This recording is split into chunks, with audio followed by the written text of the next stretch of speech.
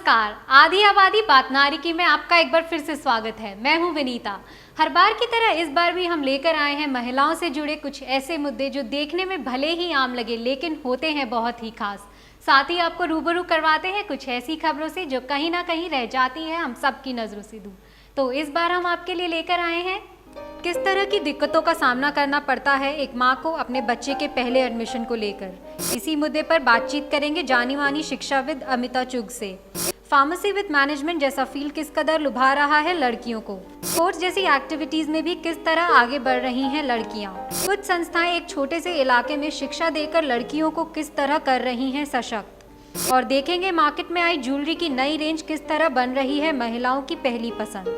आज लड़कियां काफ़ी करियर कॉन्शियस हो गई हैं और वो ऐसा करियर ऑप्ट करना चाहती है जो मार्केट वैल्यू के हिसाब से उन्हें बेहतर फ्यूचर दे सके। और यही वजह है कि आज फार्मेसी विद मैनेजमेंट जैसे कोर्सेज को वो अपनी पहली पसंद बना रही हैं।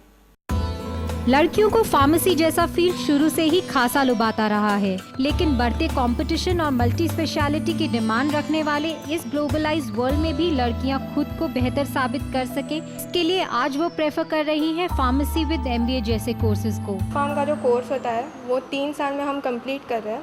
उसके बाद हम लोग मैनेजमेंट फार्मा फील्ड में कर रहे हैं।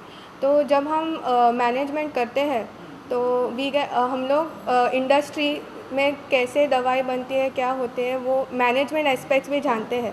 तो उससे फ़ायदा क्या होता है कि हमारे पास फार्मेसी की नॉलेज तो है ही और साथ में मैनेजमेंट कैसे करते हैं, तो फार्मास्यूटिकल कंपनी के लिए हम ज़्यादा यूज़फुल है। एमबीए के साथ इंटीग्रेटेड कोर्स बी फार्म जो 3 साल में हम कंप्लीट कर लेंगे प्लस एमबीए, और जब हम इस फील्ड से निकलेंगे तो एमबीए मतलब हमें कंपनीज़ में जाके और पोजीशन हाई रहेगी क्योंकि हमारे पास एमबीए की डिग्री है।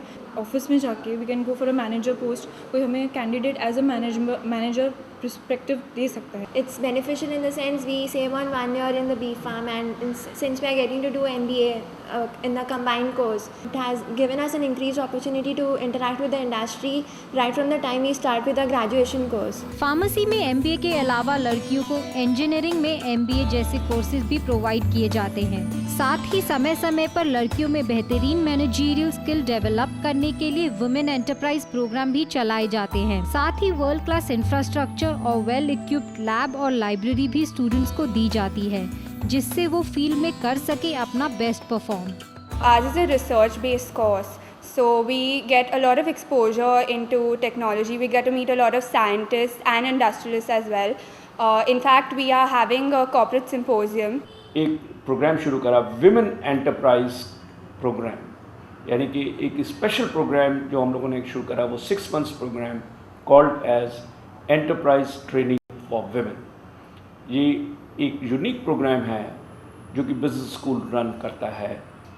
इस प्रोग्राम के अंदर मिडिल क्लास अर्बन विमेन को के जो बिज़नेस आइडियाज़ हैं उनको साकार करने में सहयोग देते हैं, बिज़नेस एजुकेशन देते हैं, और इसके साथ साथ जो बैंक्स हैं या सिडबी है उसके साथ टाई अप करके उनकी फंडिंग सपोर्ट भी करते हैं। स्टूडेंट्स की पर्सनालिटी डेवलपमेंट पर भी खासा ध्यान दिया जाता है। इसके अलावा इनकी ट्रेनिंग और प्लेसमेंट में भी किसी तरह की कोई दिक्कत नहीं आती। वहीं लड़कियां अपनी बेसिक क्वालिटीज़ की वजह से इस फील्ड में भी अपना बेस्ट परफॉर्म करती हैं। पर्सनालिटी डेवलपमेंट मतलब आप मैनेजर के पोस्ट पे जाएंगे इन फ्यूचर, तो मैनेजमेंट के लिए तुम्हारा कैसा व्यवहार होना चाहिए, तुम्हारी हाल चाल, तुम्हें कैसे बिहेव करना चाहिए लोगों के साथ, तुम लोगों को कैसे समझाओगे इनके बारे में। मतलब दवाइयों का मामला है तो आजकल लोग इतने अभी स्पेसिफिक हो गए हैं चीज़ों के लिए, तो तुम कैसे समझाओगे। तो इसके लिए हमें सारी पर्सनैलिटी फीडबैक भी मिलती है। हमारे यहाँ गेस्ट लेक्चर्स होते हैं जहाँ से सारी फार्मास्यूटिकल मैनेजमेंट से सारे जो मैनेजर्स होते हैं वो आते हैं, हमें सिखाते हैं कि कैसे हमें बिहेव करना चाहिए। मैनेजर पोस्ट पे होते हुए हमारी कौन सी ड्यूटीज़ है जो लोगों की तरफ भी बनती है और कंपनी की तरफ भी बनती है, और हमारे लिए भी वो कैसे बेनिफिशियल होती है। We've been organizing a national pharma event from last 3 years, and this year our theme for it is healthcare. It includes 2 things. One is a quiz. It is called API, the Absolute Pharma Intellect, and there's a corporate symposium.